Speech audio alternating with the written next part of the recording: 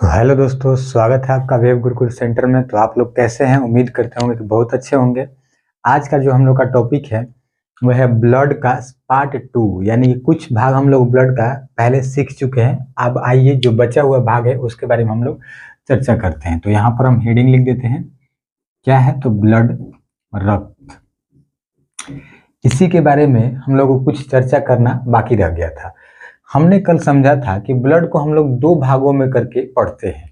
पहला भाग को हमने कहा था प्लाज्मा। पहला भाग क्या था? प्लाज्मा। और दूसरा रुधिराणु। रुधिराणु, इन दोनों में से हमने आप लोगों को कल बताया था कि जो ये प्लाज्मा है इसकी जब हम बात करेंगे तो ये लगभग 55 से 60% होता है। ब्लड में बात करेंगे तो इसकी परसेंटेज कितनी होती है? तो 55 से 60% होती है। अगर हम इस यहाँ पर इसकी बात करें रुधिराणु की, तो 45 से बचा हुआ भाग कितना हो जाएगा? 40 से 45%। 40 से 45% रुधिराणु होता है। तो इसके बारे में हम लोग समझ चुके थे कि 90 से 92% जो होता है वो जल होता है। किसकी बात कर रहे हैं? तो प्लाज्मा, यानी कि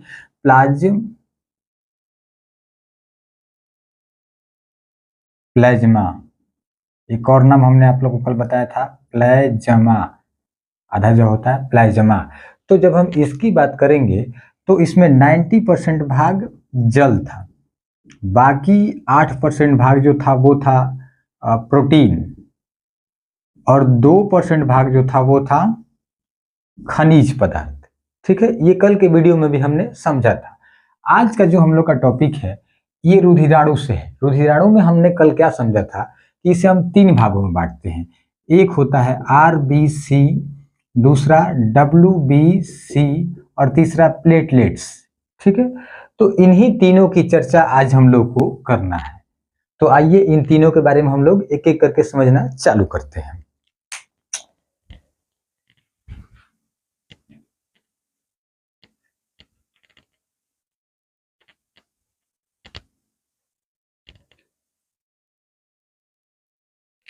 पहला जो भाग है वो है RBC।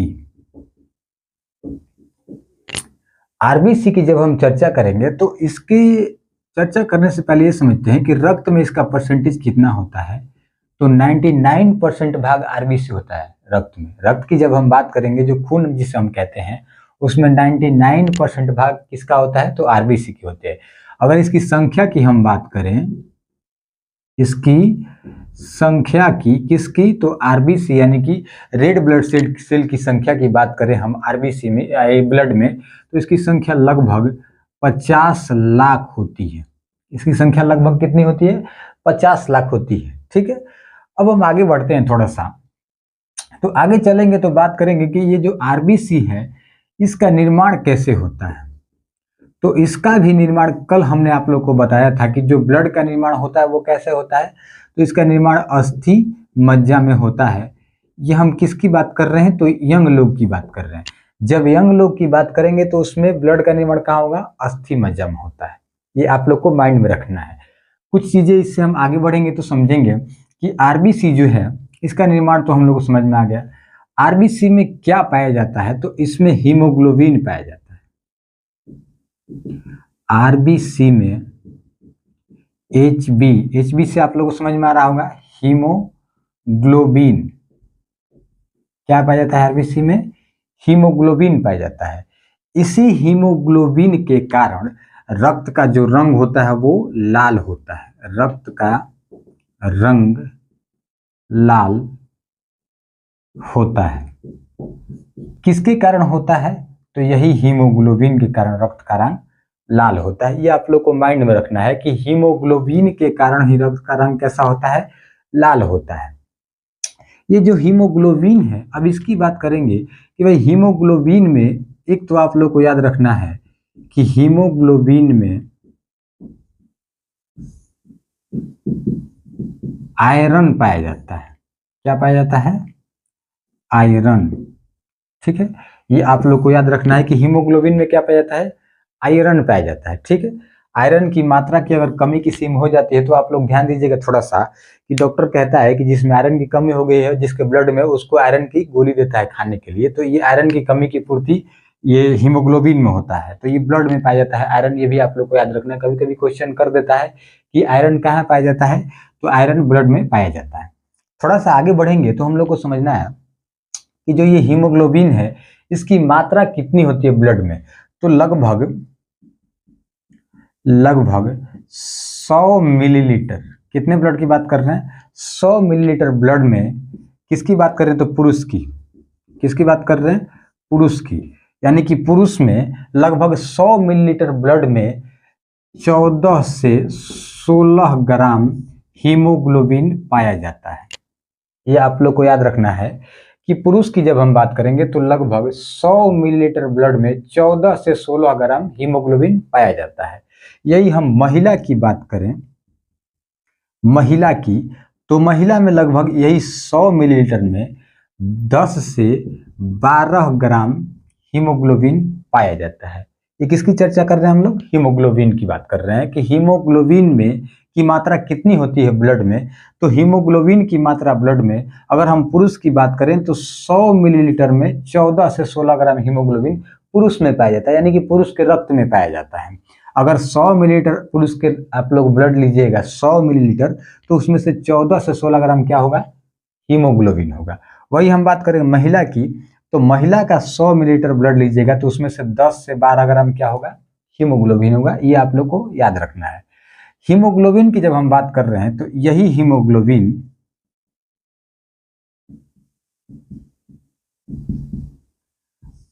आप लोग याद कीजिएगा कि हमने पिछले वाले सेशन में बताया था कि रक्त क्या काम करता है, तो ऑक्सीजन और कार्बन डाइऑक्साइड का परिवहन करता है।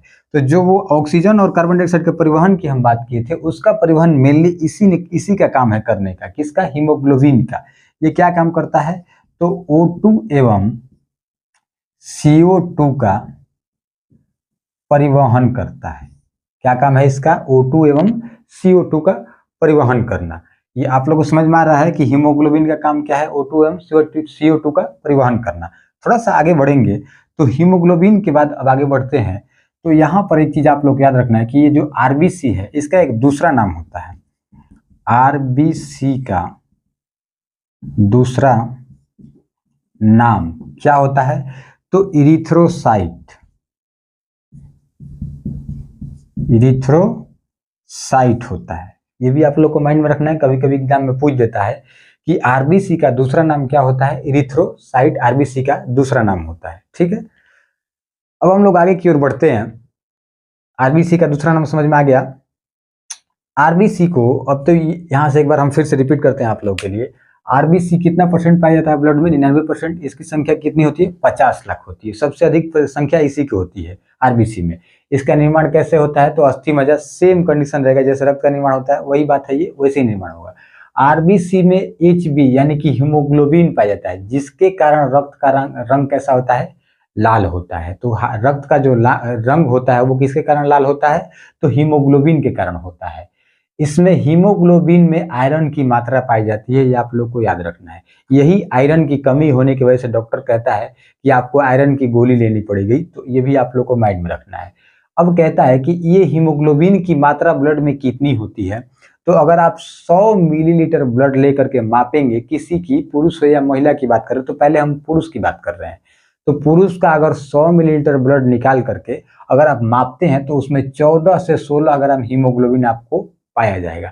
अगर महिला की बात करें तो 100 मिलीलीटर ब्लड लेकर के आप मापते हैं तो उसमें 10 से 12 ग्राम हीमोग्लोबिन पाया जाएगा। ये हीमोग्लोबिन के बारे में समझे।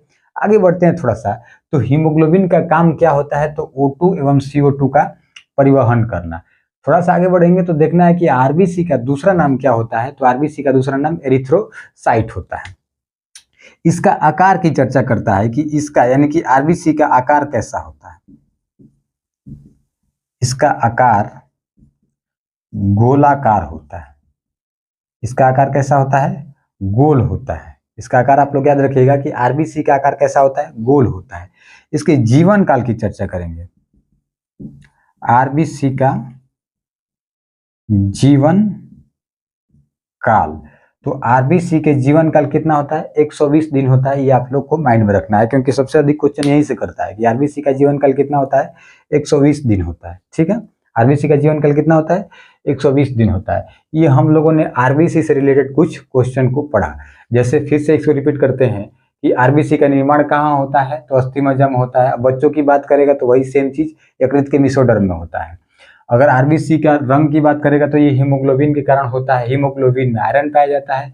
मिलीलीटर की बात करेगा, ये 100 मिलीलीटर में कितना ब्लड होता है? तो 14 से 16। पुरुष की बात करेगा तो, महिला की बात करेगा तो 10 से 12 ग्राम। हीमोग्लोबिन में का काम क्या होता है? तो O2 एवं CO2 का परिवहन करना। आरबीसी का एक दूसरा नाम होता है जिसे हम लोग एरिथ्रोसाइट के नाम से जानते हैं। आरबीसी का आकार कैसा होता है? तो गोलाकार होता है। आरबीसी का जीवन काल कैसा होता है? 120 दिन होता है। थोड़ा सा आगे बढ़ते हैं इससे।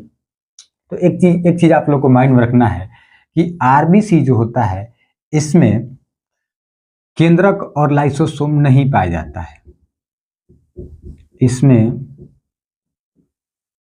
केंद्रक एवं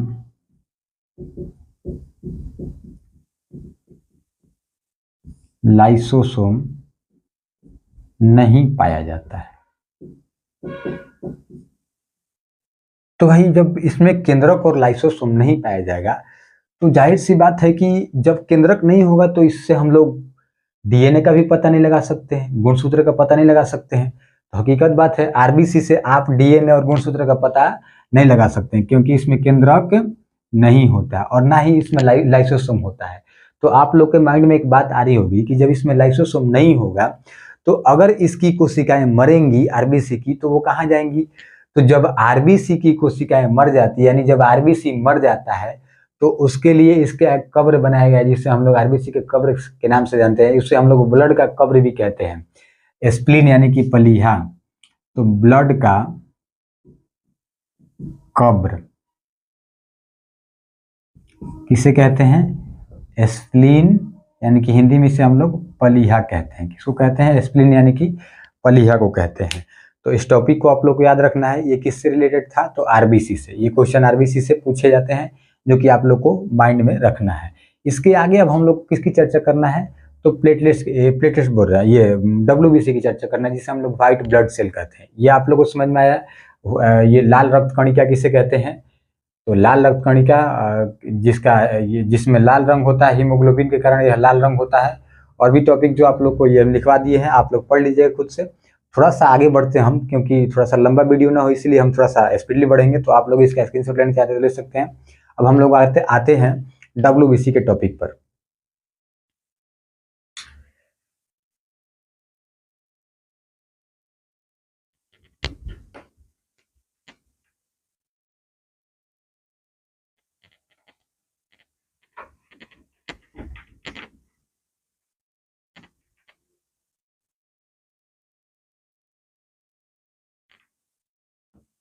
देखिए, अब हम लोग बात करेंगे डब्ल्यूबीसी की। तो शुरू से ही चलते हैं। इसमें केंद्रक पाया जाएगा। इसमें केंद्रक होता है। ठीक है, इसमें केंद्रक होता है और लाइसोसोम भी होता है। अब इसकी बात करेंगे कि इसमें इसकी संख्या कितनी होगी। इसकी संख्या की बात करेंगे तो इसकी संख्या लगभग 8 से 10,000, 8 लिखे हैं तो 8 नहीं समझिएगा, 8,000 से 10,000 होती है। ठीक है, इसकी संख्या कितनी होती है? 8,000 से 10,000। इसके आकार की बात करेगा, इसका आकार अनिश्चित होता है। अनिश्चित कहने का मतलब इसको हम लोग ज्ञात नहीं कर सकते हैं इसका आकार, तो इसलिए इसका आकार कैसा होता है? अनिश्चित होता है। इसमें हीमोग्लोबिन नहीं पाया जाता है, इसमें HB नहीं होता है। ठीक है, इसलिए इसका रंग कैसा होता है? सफेद होता है। इसका रंग सफेद होता है। इसका काम क्या होता है? तो संक्रमण से बचाना। इसका काम शरीर को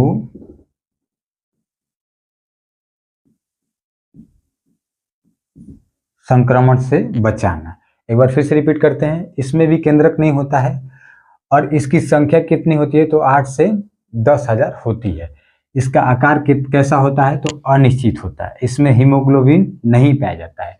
इसका रंग कैसा होता है, तो सफेद होता है। इसका रंग कैसा होता है, सफेद होता है। इसका जो काम है, इसका काम क्या है, शरीर को संक्रमण से बचाने का ये काम करता है। ठीक है, थोड़ा सा हम इस टॉपिक को दोहराएंगे पीछे वाले को, तो आप लोग को वहां पर हम समझाना चाहेंगे आरबीसी में कि उसमें हम बात किए थे कि हीमोग्लोबिन पाया जाता है, लेकिन इसमें हीमोग्लोबिन नहीं पाया जाता है। उसकी संख्या आरबीसी की गोल होती है। उसके आकार की बात करेंगे तो उसका आकार कैसा होता है, गोल होता है, लेकिन इसका आकार गोल नहीं होता है, इसका आकार अनिश्चित होता है। इसमें उसका रंग लाल होता है, लेकिन इसका रंग सफेद होता है। उसका काम क्या होता है, तो O2 एवं CO2 का परिवहन करना, लेकिन इसका काम क्या होता है, संक्रमण से बचाना इसका काम होता है। इसकी संख्या कितनी होती है, तो 8 से 10,000 होती है। ठीक है, ये बेसिक टॉपिक थे जो WBC के बारे में हम लोग समझे। थोड़ा सा अब इसके टाइप के बारे में समझते हैं कि इसके कुछ टाइप्स होते हैं, जो कि इसके प्रकार को हम लोग इसके प्रकार,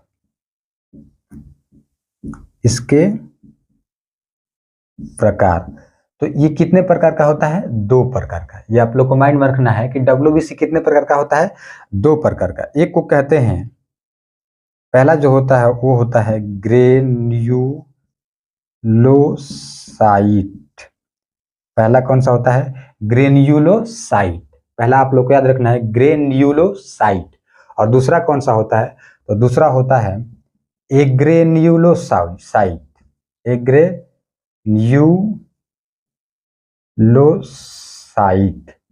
ठीक है, इसे हम 2 भागों में बांटते हैं। किसको, तो WBC को। एक कहते हैं ग्रेन्युलोसाइट और दूसरे को कहते हैं एग्रेन्युलोसाइट।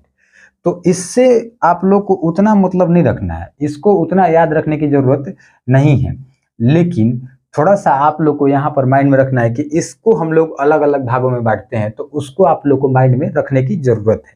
चलिए आइए, तो इस ग्रेन्युलोसाइट को हम लोग 3 भागों में बांटते हैं। एक को कहते हैं न्यूट्रोफिल, एक का नाम क्या है, न्यूट्रोफिल, और दूसरे को कहते हैं हम लोग ईओसिनोफिल। दूसरे को क्या कहते हैं, ईओसिनोफिल। पहला क्या है, न्यूट्रोफिल, और दूसरा ईओसिनोफिल, और तीसरा होता है बेसोफिल। तीसरा कौन सा, बेसोफिल। तो हम लोगों ने क्या समझा कि ग्रेन्युलोसाइट को हम लोग 3 भागों में बांटते हैं। पहले तो ये समझे कि हम WBC को हम लोग 2 भागों में बांटते हैं। एक को क्या कहते हैं, ग्रेन्युलोसाइट, और दूसरे को एग्रेन्युलोसाइट। तो ग्रेन्युलो जो साइट है इसे हम लोग 3 भागों में बांटते हैं, न्यूट्रोफिल, ईओसिनोफिल और तीसरा बेसोफिल। ये तीनों का काम क्या होता है, तो इससे हम लोग भक्षण कोशिका के नाम से जानते हैं। कौन से कोशिका, भक्षण। ये जो हमारे शरीर में संक्रमण जो जीव होते हैं वो घुसते हैं, तो उनका भक्षण करने का ये काम करते हैं। ठीक है, किसकी बात कर रहे हैं, तो ये तीनों की। ये आप लोग को माइंड में रखना है कि न्यूट्रिनोफिल, ईओसिनोफिल और बेसोफिल, ये जो तीनों हैं, कभी कभी क्वेश्चन कर देता है कि ईओसिनोफिल किस ब्लड सेल का भाग है, किस ब्लड का भाग है, तो आप लोग को याद रखना है कि WBC का भाग है। आगे बढ़ेंगे तो इसको हम लोग 2 भागों में बांटते हैं। दोनों क्या कहते हैं, एक को कहते हैं लिम्फोसाइट, एक को क्या कहते हैं, लिम्फोसाइट, और दूसरे को कहते हैं मोनोसाइट। दूसरे को क्या कहते हैं, मोनोसाइट। तो यहीं पर मेन क्वेश्चन आप लोगों से करेगा, जो कि आप लोग को याद रखना है। देखिए आइए, लिम्फोसाइट की जब हम बात करेंगे तो यही जो है हमारे शरीर को संक्रमण से बचाने का काम करता है। यानी जितना बीमारी जो होता है हमारे शरीर में ना, उनसे लड़ने की क्षमता किसके पास है, तो लिम्फोसाइट से है, लिम्फोसाइट के पास है, सॉरी। अगर हम बात करेंगे कि जो हमारे शरीर में बीमारी होता है, जैसे मान के चलिए कि कोई प्रतिरक्षा के रूप में कोई काम कर रहा है हमारे शरीर का, तो ये लिम्फोसाइट है। अगर कोई बाहर से कोई वायरस हमारे शरीर में इंटर करता है तो उनको मारने का काम कौन करता है? लिम्फोसाइट करता है। जैसे एग्जाम्पल के तौर पर, तो ये तो संक्रमण से बचाता है, यानी कि वायरस को मारने का काम कर रहा है, वायरस को मारता है, ठीक है। और इसकी बात करेंगे मोनोसाइट को, तो यह साइज में सबसे बड़ा होता है। इसको सिर्फ याद रखना है कि ये बड़ा होता है आकार में। आकार में कौन बड़ा होता है? तो मोनोसाइट। बस इससे इतना ही क्वेश्चन याद रखना है कि आकार में कौन बड़ा होता है? मोनोसाइट। और लिम्फोसाइट की जब हम बात करेंगे तो यह हमारे शरीर में वायरस को मारने का काम करता है। जैसे एग्जाम्पल समझिए, आप लोग थोड़ा सा ध्यान से समझिएगा इस बात को। जब हम बात करेंगे HIV की, तो किसी में HIV जैसे हो जाता है ना, तो HIV का वायरस जो होता है वो लिम्फोसाइट को ही मार देता है। हमारे शरीर में लिम्फोसाइट को ही मार देता है, जिसके वजह से हमें कोई बीमारी होती है तो उस बीमारी को लिम्फोसाइट ही रोकता है। तो अभी जब यही मर गया तो फिर हमारे शरीर में जो बीमारी हो रही है उसको रोकेगा कौन भाई? समझ में आ रहा है क्या कर रहे हैं? देखिए एक बार फिर से रिपीट करते हैं। ये जो लिम्फोसाइट है ना, जैसे मान के चलिए कल को हमें बुखार हुआ, तो बुखार का जो वायरस है उसको ये मारने का काम कर रहा है कौन? लिम्फोसाइट। अगर यही मर जाएगा तो कल को अगर हमें बुखार होगा तो उस बुखार को के जो वायरस है उसको मारने का काम तो ये कर रहा था, लेकिन अगर ये मर गया है तो फिर उस वायरस को मारेगा कौन? कोई नहीं। तो इसीलिए जब HIV किसी में हो जाता है तो उसका बीमारी जल्दी से ठीक नहीं होता है। तो एक बात आप लोग माइंड में रखिएगा कि जब किसी को HIV होता है ना, तो उसमें कोई बीमारी नहीं है, उसमें है क्या? तो उसमें रोग प्रतिरोधक क्षमता, यानी कि बीमारियों से लड़ने की जो क्षमता थी वही खत्म हो गई। अगर कोई बीमारी कहीं पर कट भी गया तो वो ठीक नहीं होता है जल्दी, और उस वैसे से वो धीरे धीरे धीरे धीरे क्या होता है कि उसका शरीर एकदम क्षतिग्रस्त हो जाता है और वो फिर मर जाता है व्यक्ति। तो इसमें कोई बीमारी नहीं होता है HIV में। इसमें होता क्या है कि यही लिम्फोसाइट ही मर जाता है। ये थोड़ा सा इस पे भारी पड़ता है HIV वाला वायरस, किस पे? लिम्फोसाइट पर। तो बेचारा इसी को मार देता है। जब इसको मार देता है तो HIV पूर्ण रूप से पूरे शरीर में फैल जाता है। HIV रहने का जो वायरस होता है HIV, ये कहाँ कहाँ रह सकता है? तो ये 3 जगह पे रह सकता है, ये आप लोग माइंड में रखिएगा। एक तो ब्लड में, ब्लड कैंसर आप लोग सुने होंगे, तो एक तो ये ब्लड में रहेगा। दूसरा कहाँ रहेगा? तो स्पर्म में, जो मेल में जो स्पर्म पाया जाता है उसमें रहेगा। और तीसरा कहाँ रहेगा? तो फीमेल के अंडाणु में। तीसरा कहाँ रहेगा? फीमेल के अंडाणु यानी कि ओवम में। ये 3 जगह रह करता है, एक तो ब्लड, दूसरा है स्पर्म और तीसरा ओवम। 3 ही जगह रहेगा और कहीं नहीं शरीर में रह सकता है। तो जब भी वायरस फैलता है HIV वाला, तो कभी भी या तो सेक्सुअल रिलेशन से फैलता है या फिर ब्लड के रिलेशन से फैलेगा। तो ये आप लोग को माइंड में रखना है। तो लिम्फोसाइट जब मर जाएगा तो इसलिए HIV जो है हमारे शरीर में फैल जाता है। जब ये वायरस फैलेगा तभी ये लिम्फोसाइट मर जाता है, और जब लिम्फोसाइट मर जाएगा तो हमें बीमारियों से लड़ने की क्षमता ही खत्म हो जाती है। तो ये आप लोग को माइंड में रखना है। और मोनोसाइट को क्या याद रखना है कि ये सबसे बड़ा सेल होता है। अब इसमें एक क्वेश्चन करता है हमेशा कि लिम्फोसाइट को भी हम लोग 2 भाग में बांटते हैं, 2 एक अलग अलग कोशिका के नाम से। ये हम लोग यहाँ ऐसे चिन्ह लगाकर हम लिख रहे हैं। एक को कहते हैं T सेल और दूसरे को कहते हैं B सेल। B सेल, तो T सेल जो होता है यही हमें बीमारियों से रक्षा प्रदान करता है। संक्रमण से कौन रक्षा प्रदान कर रहा है? T cell. ये आप लोग याद रखिएगा कि T सेल जो है यही हमें बीमारियों से रक्षा प्रदान करता है, ठीक है। ये हम लोग किसके बारे में समझे? तो WBC के बारे में समझे। इसके पहले हम लोग RBC के बारे में समझे। एक टॉपिक और छोटा सा है जिसको हम लोग अभी डील करते हैं, थोड़ा सा ध्यान दीजिएगा, जिसे हम लोग कहते हैं लसिका तंत्र। क्या कहते हैं? लसिका तंत्र कहते हैं। छोटा सा टॉपिक है इसलिए हम लोग यहाँ पर डील कर ले रहे हैं, ध्यान से आप लोग देखिएगा। क्या कहते हैं इसे? लसिका तंत्र, ठीक है। लसिका तंत्र भी हमारे शरीर में, जिस तरह से रक्त जो हमारे शरीर में क्या कर रहा है, तो रक्त हमारे शरीर में खनिज पदार्थों का परिवहन का काम कर रहा है, ऑक्सीजन के परिवहन का काम कर रहा है, उसी तरह से ये भी हमारे शरीर में कोशिकाओं और रक्त के बीच में परिवहन करने का काम करता है। कौन? लसिका तंत्र।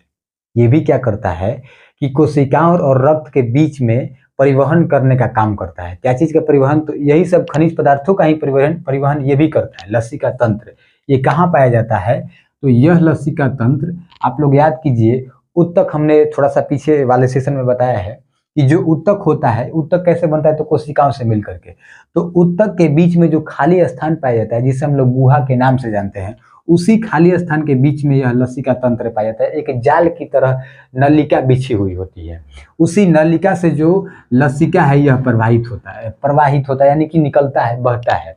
तो ये आप लोग को माइंड में रखना है कि लसिका तंत्र एक नली की तरह, जाल की तरह बिछा हुआ होता है। कहाँ पर? तो उत्तक के बीच में जो खाली स्थान पाया जाता है वहीं पर ये बना होता है।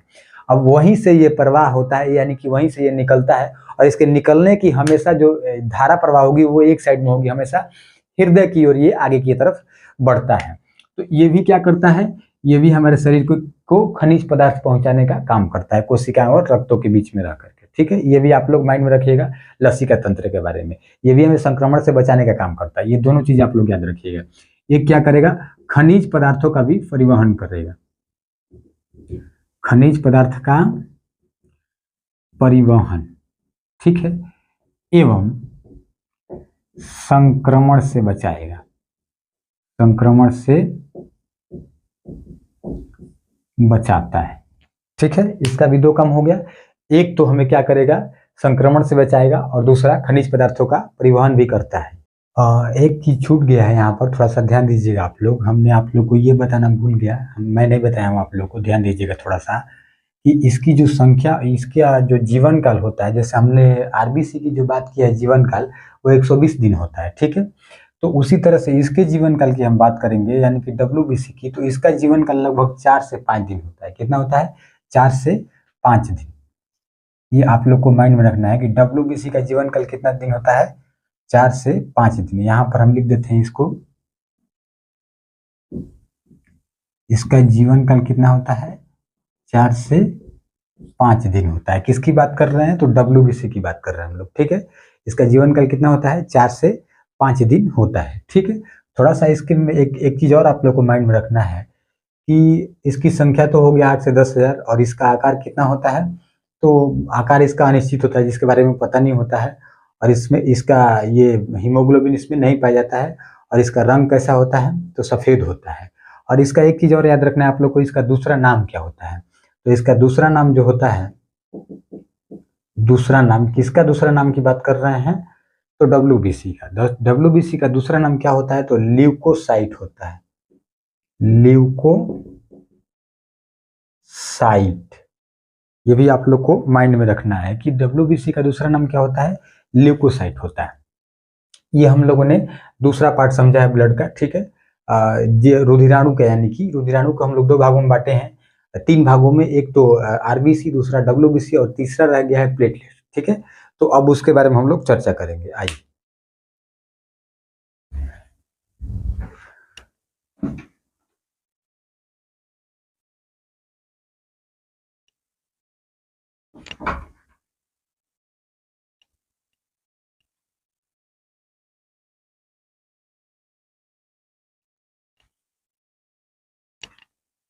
चलिए ध्यान दीजिए। अब किसकी बात कर रहे हैं? तो प्लेटलेट्स। प्लेटलेट्स को हम लोग हिंदी में बीमबाणु भी कहते हैं। क्या कहते हैं? बीमबाणु, या फिर प्लेटलेट्स कहते हैं। तो अब प्लेटलेट की चर्चा करते हैं। तो इसके रंग की बात करेंगे तो ये रंगहीन होता है। ये कैसा होता है? रंगहीन होता है। किसकी बात कर रहे हैं? प्लेटलेट्स की। ये कैसा होता है? ये रंगहीन होता है। ठीक है, इसका आकार कैसा होता है? तो इसका भी आकार अनिश्चित होता है। ठीक है, इसका आकार कैसा होता है? अनिश्चित होता है। और इसकी संख्या कितनी होती है? इसकी संख्या 1.5 लाख, यानी कि 1.5 लाख से 4.5 लाख तक होती है। ठीक है, इसकी संख्या कितनी होती है? 1.5, यानी कि 1.5 लाख से 4.5 लाख तक इसकी संख्या होती है। इसके जीवन काल की बात करें, इसके जीवन काल, तो इसका जीवन काल कितना होता है? तो लगभग 7 दिन। इसका जीवन काल कितना होता है? 7 दिन होता है। ठीक है, एक टॉपिक इससे रिलेटेड आप लोग और याद रखिएगा कि इसका जीवन काल तो हो गया 7 दिन, ये रंगीन होता है, इसकी संख्या कितनी होती है? तो 1 से 1.5 लाख होती है, 1 से 1.5 लाख से 4.5 लाख तक होती है। ठीक है, और आप लोग को इसमें याद रखना है कि ये जो संख्या है इसका, ये लगभग मतलब एक सामान्य मनुष्य में 2 लाख लगभग होना चाहिए। अगर 2 लाख से आप में कम हो रहा है तो आप लोग को डॉक्टर से चेक कराने की जरूरत है। अब हम बात करते हैं कि अगर इसकी संख्या 80,000 हो जाती है या फिर 80,000 से नीचे, 80,000 से नीचे अगर इसकी संख्या हो जाती है तो उसमें डेंगू नामक बीमारी हो जाती है। कौन सी बीमारी? डेंगू नामक बीमारी होती है। ठीक है, डेंगू नामक बीमारी में ये प्लेटलेट्स जो है इसकी संख्या कितनी हो जाती है? 80,000 या फिर 80,000 से घट करके नीचे हो जाती है। कब? जब ये डेंगू मच्छर काट देता है तो डेंगू बीमारी हो जाती है, और जब डेंगू बीमारी हो जाएगी तो प्लेटलेट्स की संख्या घट करके 80,000 से भी नीचे हो जाती है। तो आप लोग को डॉक्टर को दिखाने की जरूरत पड़ जाती है। एक बार फिर से इसको रिपीट कर देते हैं हम। इसका कलर कैसा होता है? तो ये रंगीन होता है। ठीक है, रंगीन यानी इसका कोई कलर नहीं होता है। और इसकी संख्या कितनी होती है? तो 1.5 लाख से 4.5 लाख तक इसकी संख्या होती है। इसका जीवन काल कितना होता है?